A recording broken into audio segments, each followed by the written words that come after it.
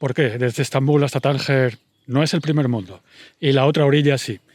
Como te digo, de Estambul a Tánger, salvo un pequeño territorio, el pequeñito Israel, no es el primer mundo, lleva siglos así. ¿Cuál es la diferencia con la otra orilla? Vamos a preguntártelo de otra manera. Si no hubiera habido Reconquista, ¿España sería primer mundo? En este vídeo de hoy es 25 de julio, día de Santiago Apóstol, el patrón de España, vamos a analizar un poco, te voy a contar un poco lo que es España desde ese momento de la Reconquista hasta hoy, lo analizamos. Quédate, que te interesa. Es algo que deberíamos de saber todos los españoles, pero no, ni se cuenta, ni lo sabemos y yo creo que ni nos preocupa. Pero si a ti sí te preocupa o te interesa, acompáñame en el vídeo.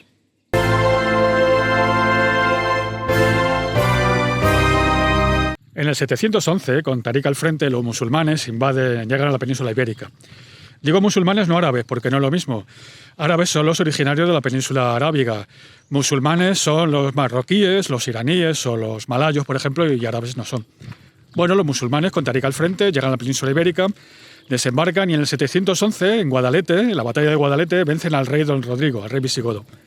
¿Por qué? Por diferentes razones, por desuniones internas, faltas de cohesión, por traiciones de los demás nobles al rey Rodrigo, los demás nobles visigodos. Lo cierto es que se expanden rápidamente. Solo un año después, en el 712, llegan a la capital imperial, a Toledo, y invaden toda la península ibérica, salvo un rinconcito en el norte, las montañas cántabras. Ahí va a empezar la historia de España, o por lo menos esta historia tal como la conocemos. En esas montañas cántabras nace otra historia de España, mal contada, cuando es contada, que a veces ni eso.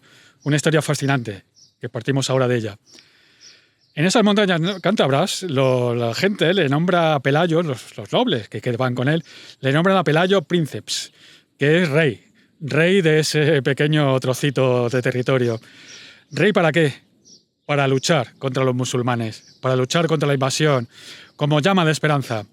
Y en el 722, alrededor de 722, la historia dice que la montaña de Covadonga, probablemente sea en Cangas de Onís, vencen a los musulmanes. Si es una gran batalla o solo es una escaramuza, realmente no es importante. Lo cierto es que fue algo impresionante porque un puñado de hombres luchaba contra un imperio enorme que se extendía desde Estambul, ¿no? desde Bagdad hasta Córdoba. Uno de los mayores imperios del momento. Y en ese rinconcito del imperio, unos pocos cristianos vencen a los musulmanes. Ya digo, gran batalla o probablemente una escaramuza. Pero es el mito fundacional de España. Y tiene una importancia enorme porque, sea verdad, sea mentira, que es que la gran batalla, como digo, España parte de ahí.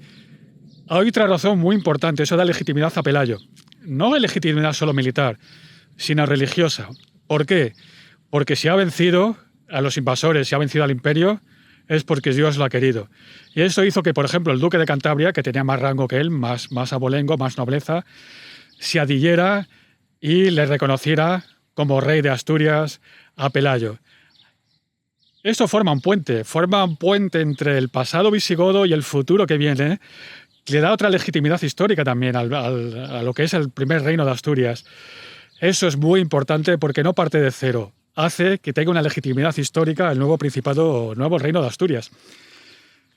El que une el imperio visigodo con lo que está viniendo. Una nota al margen. Visigodos, hablamos mucho de los visigodos, también nos hablan los ostrogodos. Bueno, visigodos, ostrogodos. Los godos significa reyes. Visigodos son los reyes del oeste, ostrogodos los reyes del este que fueron a Italia. Y los godos, los reyes, parten de una ciudad. La ciudad de los reyes, una ciudad que está en Suecia, Göteborg o Gotemburgo, simplemente como curiosidad histórica para saber de lo que estamos hablando. Pelayo gobernaría unos 19 años más, no llegó a 20, y a su muerte el trono pasó a su hijo Fabila. Detalle muy interesante, porque la monarquía visigoda, era una monarquía electiva, no hereditaria. Los nobles elegían al nuevo rey cuando moría o cuando le derrocaban. Como todo, tiene sus ventajas y sus inconvenientes. La monarquía hereditaria tiene el inconveniente de que si el próximo rey te sale malo, pero tiene la ventaja de que da seguridad y estabilidad. Bien, como digo, el reino pasó a Fabila, pero según la leyenda, Fabila murió en un accidente de caza, le mató un oso.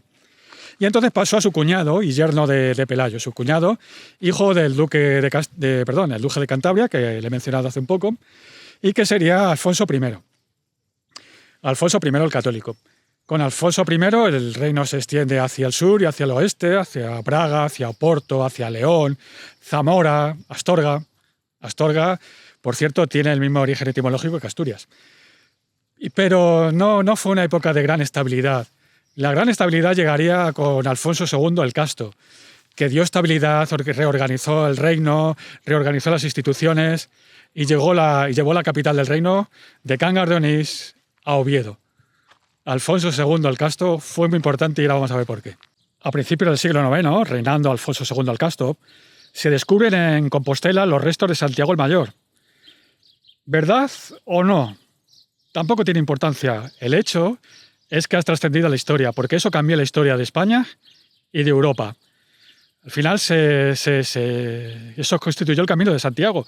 Alfonso II, el rey Alfonso II, fue el primer peregrino a los restos del apóstol, caminando desde su propia capital, desde Oviedo. Y eso inauguró lo que llamamos el Camino Primitivo, el que va de Oviedo a Santiago de Compostela. Eso dio a España un impresionante prestigio religioso y eso es muy importante. Pensemos que estamos hablando de la Edad Media, ahora mismo siglo IX, incluso de la Alta Edad Media, y dio un giro espectacular a lo que es la historia de España y a lo que fue. Pensemos que estamos en la época de las Cruzadas, en la época de la Reconquista, siglo IX, Alta Edad Media. Puso, si quiere llamarlo así, a España en el mapa del mundo. El Camino de Santiago va a ser el Internet de la época. El Camino de Santiago, aparte, como digo, el inmenso prestigio religioso que hizo que al final todos los reinos cristianos pusieran su foco en la Reconquista, en la vuelta del reino visigodo, si lo queremos llamar así, porque como te he dicho, es un puente entre el reino visigodo y lo que viene, lo que forma esta Reconquista. Aparte de ese prestigio religioso, fue un flujo constante de dinero, de personas y de ideas a lo largo de siglos, algo increíble. Y también fue la primera gran infraestructura de la Reconquista, porque gracias al Camino de Santiago se construyeron hasta ciudades, hospitales, albergues, gremios. Como digo, fue un antes y un después.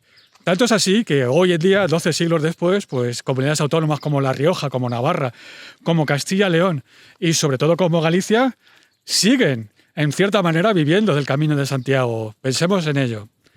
Santiago de Compostela. ¿Qué significa Compostela? Santiago sabemos, pues le ha puesto Santiago. Compostela significa campo de estrellas. ¿Qué estrellas? La Vía Láctea, porque por las estrellas te guiabas en el mar y ahora también en tierra. ¿Hacia dónde? Hacia Santiago, hacia Finisterre. ¿Qué es Finisterre? El fin del mundo. Como digo, el Camino de Santiago tiene muchos secretos, tiene muchas cosas interesantes y eso ocurrió, su descubrimiento, el de los apóstoles, el de los restos del apóstol, con el reinado de Alfonso II el Casto de Asturias. Si hablamos del Camino de Santiago, es imposible no mencionar al Beato de Liébana. Liébana, un monasterio en el interior de Cantabria, su abad, el Beato fue el gran impulsador, el gran divulgador del Camino de Santiago y es el que convirtió la idea del Camino de Santiago como el motor espiritual de la Reconquista. Sin él, tampoco hubiera sido tal como lo conocemos, ni la Reconquista ni el Camino. En el siglo XI, en 1085, Alfonso VI reconquista Toledo, la antigua capital imperial, y abre el camino para la reconquista de lo que será Castilla la Nueva. En 1118, Alfonso el Batallador conquista Zaragoza, la antigua César Augusta. Y ya en el siglo XIII, en 1212, se produce lo que es la batalla de las Navas de Tolosa, el 16 de julio de 1212. Ese es el punto de no retorno, el que va a abrir la reconquista a Andalucía, lo que se llamó Castilla la Novísima. No es el nombre oficial porque el nombre oficial fueron al final los 4 reinos que la formaban. Como digo, la batalla de las Navas de Tolosa, 1212, merece la pena abrir un pequeño paréntesis para hablar de ella, porque es, como digo, lo que hizo el cambio definitivo en la Reconquista.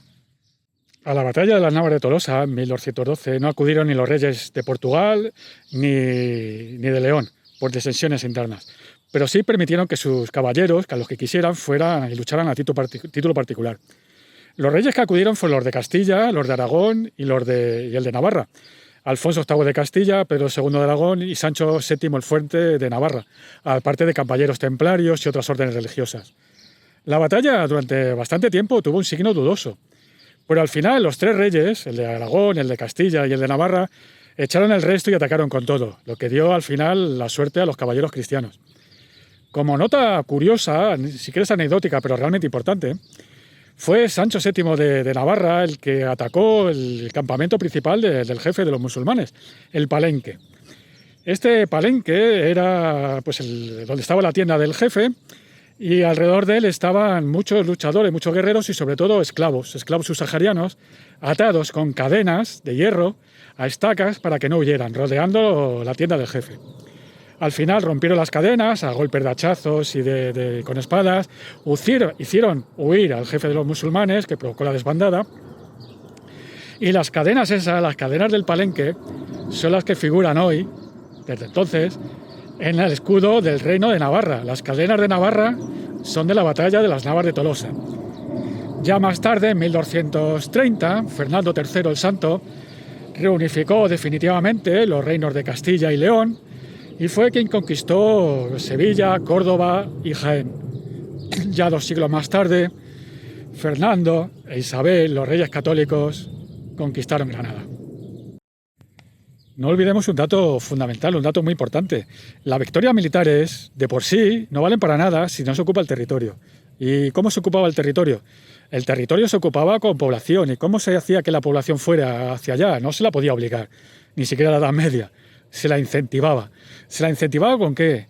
Se la incentivaba con fueros, se la incentivaba con privilegios fiscales, se la incentivaba precisamente con eso, para que repoblara todos los territorios conquistados, que eran territorios evidentemente de frontera, porque eran peligrosos, porque la reconquista no fue lineal, tuvo avances y retrocesos, aunque a largo plazo fuera todo avance. Por eso la reconquista, aparte de militar, aparte de religiosa, fue poblacional. Sin esta última parte no habría sido nada. Y tras el fin de la reconquista, evidentemente llega América. Cuando se fue a América, cuando Colón fue a América, estaba buscando encontrar una nueva ruta de las especies hacia el oeste. La ruta terrestre había quedado cerrada por los turcos en el Mediterráneo. La ruta africana, bordeando África, estaba cerrada, era privilegio de los portugueses. Y las especies, que eran muy, muy codiciadas, porque las especies en una época en la que no había frigoríficos, servían para, si no conservar, sobre todo, para quitar el mal olor de la carne cuando se ponía mala y darle mejor sabor. Como digo, las especies eran carísimas y se buscaba una nueva ruta para llegar hacia ellas. Solo quedaba el oeste. Ya se sabía que la Tierra era redonda desde los griegos y todo el mundo culto en la Edad Media sabía que la Tierra era redonda. No sabía exactamente quizá cuál era el tamaño, cuánto se tardaba en llegar, aunque también los griegos habían hecho mediciones bastante exactas, pero Colón fue hacia allá. Lo que nadie se imaginaba es que se iba a encontrar en medio un continente. Se encontró América. Se conquistó América. La realidad de la conquista de América fue una guerra civil entre indígenas. Lo mismo que la independencia, siglos después, fue una guerra civil entre españoles. Los españoles no nos quedamos en América, fuimos más allá.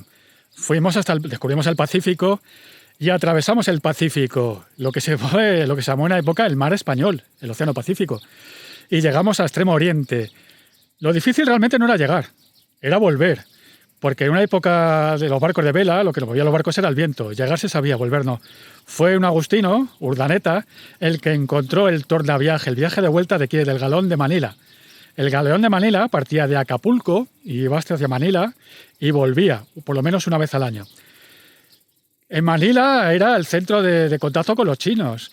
China lo que apreciaba eran los metales preciosos, porque en China no había metales preciosos. Y España, único país en el mundo, se desprendía de su plata. En vez de hacer trueque, pagaba con plata, con la plata americana, los productos que traía de China y que enmarcaba en Manila. Cuando el galeón volvía, se encontraba una secuella muy alta en California que le servía como decir un punto de encuentro. Esto, ya estamos en casa. Palo Alto. Palo Alto era ese faro que te decía a los marineros que ya estaban en casa, en Acapulco. Y eso hizo que el imperio llegara hasta Filipinas. Las 3 ciudades más importantes del imperio las conoces. La tercera era Sevilla. Las 2 primeras, México y Nápoles. Esas eran las 3 ciudades más importantes del imperio español. Al final la plata de América, una buena parte se quedó en América, porque un imperio no se construye sin dinero, sin plata. Las catedrales, los edificios, los hospitales, las vías de comunicación, los puertos, los astilleros, necesitaban dinero, necesitaban plata. Otra parte, como digo, fue a China, a comprar productos chinos. Y otra parte vino a Europa, el diezmo real. Al final eso, el diezmo real, aparte llegó a Europa, creó una enorme inflación de metales en Europa, y eso fue estudiado por la Escuela de Salamanca, que la inflación es un fenómeno monetario. Ya la Escuela de Salamanca, la Universidad de Salamanca, que fue la que creó el calendario gregoriano, te dejo un enlace aquí, fue los integrantes de la Escuela de Salamanca los que hablaron de la inflación, los que hablaron de economía y los que hablaron de los metales. Todo imperio tiene enemigos y por supuesto el español también tenía enemigos.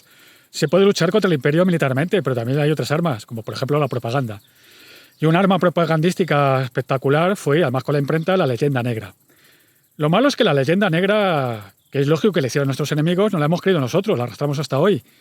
No sé cuáles son las razones, no sé si fue el cambio de dinastía de Carlos II a Felipe V, allá en el 1700, de los Austrias a los Borbones, no sé si fue los enemigos internos, pero la verdad es que no tiene ninguna lógica.